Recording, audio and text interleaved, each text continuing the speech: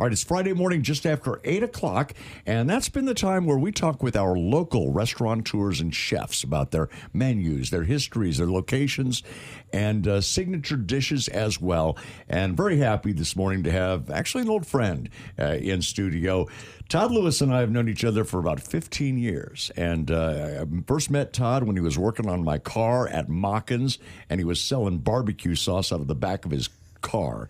Welcome to the studio. Welcome Thank to the you, station. sir. Thank you. Thank you, Stacey. Great to have you it's in. delicious. Now, as said, your history was starting with the sauce. Correct. Then you actually worked here for a little while. That's where we got to know each other real well. True. And then you went to Moberly and opened Black Market Barbecue. Tell us how that went. What brought that about? It started with the barbecue sauce. We started it years ago. My wife, I have to give her all the credit in the world, Lisa Lewis. She's the genius of the group. My dad and his best friend started the sauce. I made it for my dad's recipe, and my wife absolutely hated it. She's like, we can do better than this. I'm like, yeah, I never argue with my wife. So we started, and I've made the joke over the years that we made enough sauce to fill Arrowhead Stadium that to get it right. We wanted it right. We started with the original, went into the afterburned and the Hawaiian, and the afterburn too all came along afterwards. But it all started with the barbecue sauce. I mean, that's where it started. It was my dream. She always blames it on me to start the restaurant, which we've been doing now for 15 years. But like I said, it started with the barbecue sauce. I almost always keep a jar in my cabinet, or in the fridge for any kind of barbecue that we're doing. But I mix it with things too. I take the afterburn too, put a little honey in it, then it becomes your sweet spicy barbecue sauce. You're saying that people put a little ranch dressing in it too to cut it and give on it the hot, and sometimes the original at the restaurant. Some people know to ask for what's called the house sauce, which is a 50-50 mix of original or afterburn with ranch dressing, and it's amazing. I never would have thought about that. And we tell everybody our barbecue sauce is a good. dipping sauce also too. Yeah. So, and I got to throw a shout out real fast to my friend Michael Kelly, product manager at Hy-Vee on Broadway. He literally came to me years ago. He said people are bugging him to put it in his store, and he's put it in his store. He's been with us since we started selling it publicly. Oh, that's fantastic. Good guy. They have a hard time keeping it in stock. He does. He actually had a lady that came to him every day and said, why don't you have it? Why don't you? Every day for weeks. And he finally came to me when I worked at Mockins and was like, I got to have this stupid sauce. Let me try it. And ever since then, we've been in Hy-Vee there. So. Well, I've gone in a couple times and they've been out, and I've mentioned it to them myself. So when I can't make it up to Moberly to see it. But Black Market Barbecue, when did the brick and mortar open up on Morley? Well, it's been 15 years, and we're at 1515 South Morley. We wanted to do it here in Columbia. We wanted to do everything ourselves. We didn't want to take out loans, anything like that. My wife's an engineer by trade. I was in the car business with Mockins for 15 years. We saved our money. Like I said, it was my dream. We finally found a place in Moberly that we could afford. I won't say it was a turnkey because it needed a lot of work. It spent 3 months working on the side. The landlord was cool with us, getting it ready to go. And then we decided, here we're going to do this. So we both actually quit our jobs, jumped in, with both feet. And, there for a while, it was touch and go for the first month, I'd say. And then it was like, once people realized that we do our homemade sides, our homemade desserts, and then we know what we're doing, that it took off. It just all at once just like a steamroller, just kept going. So. And it's a real family operation too. 100%. My two sons worked for me since we started. My youngest son, it's been his only job. Right out of high school, went to work for us, and he's a really smart kid and can cook anything. Amazing cook. My oldest son, he's a rock, man. He's there every day. He's there right now doing my job right now. He can cook just as good as me or anybody, so he can hang with anybody on the smoker. That's for sure. And I was going to say, the guys have come up with a couple of their own dishes or takes on dishes that have become very popular in their own right. True. It's funny. We have one called Whiskey Bites. My oldest son come up with that one. I was going to ask about those. Oh, my. It's kind of becoming a legend in its own thing. It's basically tenderloin. We cut them a little bit bigger we have them fresh cut every day, a little bit bigger than a chicken nugget. We flash fry them, and then my son makes a homemade whiskey glaze sauce. And it's funny. We sell out a lot of times of that every day. People, it's a it's kind of a side dish, but at the same time, people want it as a whole meal. And it's a big order, too. It's a big order. So I think I remember when the first time I came in and had those, it was a special that you were just starting. I guess you guys had just invented it. And I told you, I was like, this is a meal. Put fries with this, and that's a whole dish. That's all I want is these things. Mo stopped by that day, and it was one of the first times. And he got an order of them, and he took off, and he was on his way back to Columbia. And I remember Mo calling me going, dude, you need to do this all the time. These are amazing. I got to, so I appreciate that. Absolutely. Okay, listen, we're going to take a quick break here. I got to pay some bills. We get the forecast in, listen to some music. We're going to come back and talk about the menu at Black Market Barbecue. We'll get a couple of smoking tips from Todd and find out who he thinks is doing a great job of it out there as well. It's Friday Foodies on a Friday morning. This is 102.3 BXR. Friday Foodies conversation with Todd Lewis. He's the owner-operator of Black Market Barbecue on Morley is it East Morley? South Morley. South Morley, yeah. I don't know, in Moberly. Check it out. We've been talking a little bit about the sauces, but Todd, let's talk a little bit about your menu itself, because I know one of the things that you're pretty proud about are the ribs, and your ribs are pretty fire. Correct. We sell. I won't say we sell out every day, but most days. There's been a couple articles in Missouri Magazine about us selling out every day, and somebody's like, "Oh, they don't make enough ribs." Well, it's really hard to say how many ribs to make, but we do between 25 and 30 racks a day usually, and our ribs are gigantic, and they're baby backs, but they're super meaty, super good. We sell a lot, that's for sure.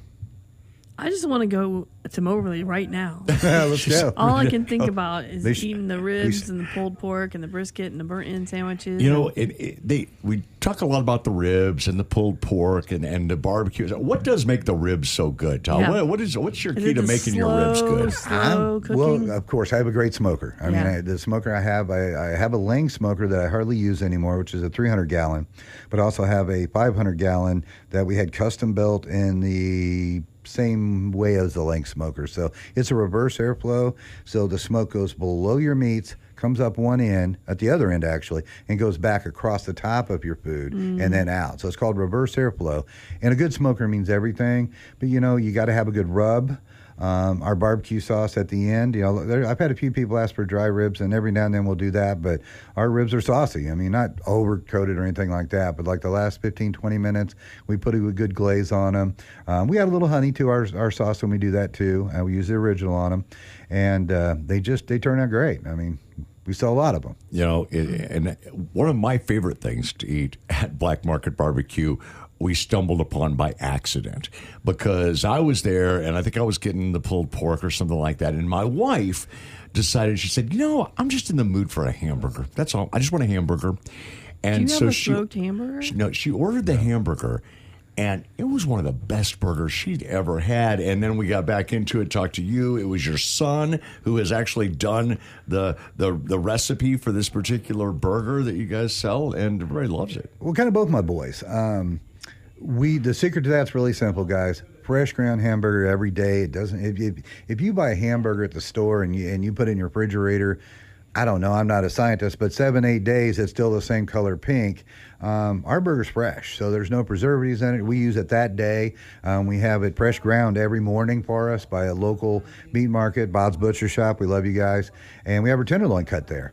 And the burgers, like I said, they're simplistic, but it's not full of other stuff, other junk. It's a really good just hamburger. Get your buns locally. Yep. And we also do a Jack Burger, and it's along the lines of liking the hot barbecue sauce. It has Jack cheese, of course, jalapenos, the afterburn barbecue sauce. We sell lots of Jack Burgers. Yesterday I had a guy order. His name was Jack, and he wanted a Jack Burger. No pun intended. But okay. I'm going to go and just be like a food critic and get one of everything and take a bite of all of it so I can taste it all. Please do. And I don't want to forget our tenderloin, because our tenderloins, it's so funny. So many places make these gigantic tenderloins. And we have people all the time say, man, I love your barbecue, but I got to have a tenderloin today, or I got to have a burger today. But our tenderloins, they're not super gigantic, but they're big enough we cut them in half and put them on the bun where it doesn't look stupid. It doesn't take your whole plate, but they're good. I mean, really good. Yeah, sometimes you get one that just takes the size of your face. Todd, do you mess with much poultry or fish, that kind of thing? What's that look like on your menu? Our chicken's kind of simplistic, too. We use our rub. We smoke our chicken. We use chicken breast only. And we've kind of done it. Every blue moon, we'll do half chickens. Haven't done that in a while. That's probably a pretty good idea. I need to do that again. But our chicken breast, we just slice them and make sandwiches out of them. Does great. That's good. Let's talk a little bit about your sides, too, because I know there's a number of things on your sides that are a little bit unique. I mean, similar, as you might expect in a barbecue place, but also your own special twist on them. There you go. It was funny when we were opening, somebody said, who's going to make a coleslaw? Well, it's funny. My mom and my two different aunts, I love food. I'm a big guy, had taught me their coleslaw recipes years ago, and I'm like, I'll do it, thinking I know what I'm doing.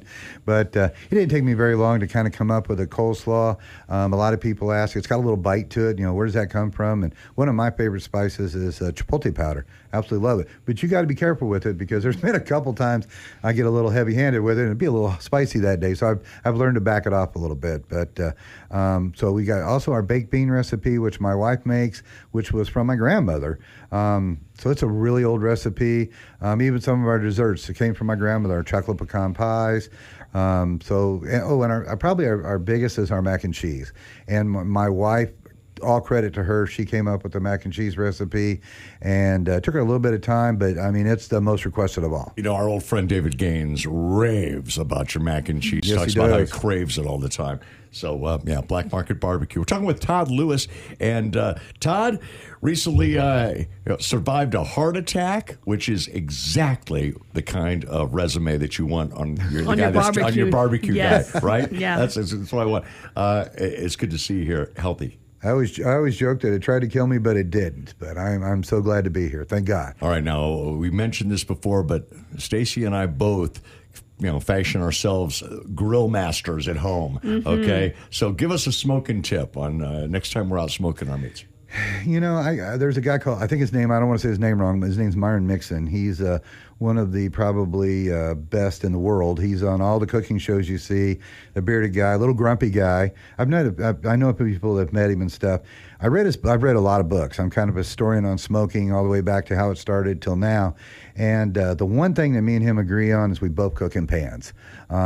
If you cook in a pan, I believe more of your juices, more of your moisture, go back into your meats. So a lot of people ask me about it. I'm like, are you smoking in a pan? Oh, my brisket's dry. Smoke in a pan. Oh, my pork's a little dry. Another thing. Does that keep the smoke from? Because I always think that it would keep the smoke from getting to it. It does not at all. Try it. You'll be amazed. All right. Another thing that I do different that's a big tip, and it benefits me too, when people do their porks, they usually rub mustard on them. I like mustard, but I just wasn't I've tried it that way, wasn't me. And I thought, well, you know what? I have my barbecue sauce. Let's just put the original barbecue sauce on it. Then I'll put my rub on it. And then I put it in the pans and I put it in the smoker and let the smoker do its job.